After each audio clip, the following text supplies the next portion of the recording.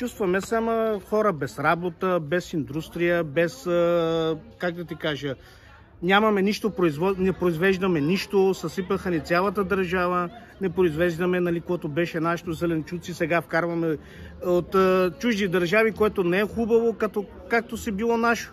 Доматите, дините, пъпеш, всичко, пипер, всичко вкарваме откъдето не е хубаво, от други държави, а не от нас. Ами малко да се стегнат и да ни оправят държавата, да имаме, нали, производство, което можем да ни създадат работа, а не да ни правят програми и да ни питат дали можем избраната и мечтаната работа. Мечтана няма, а трябва работа, която да ни донесе доходи финансови, да се поправим и малко да дига тия заплати и социалната политика.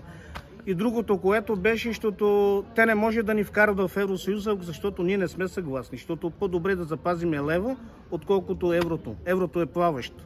Ту нагоре, ту надолу. Е, това е.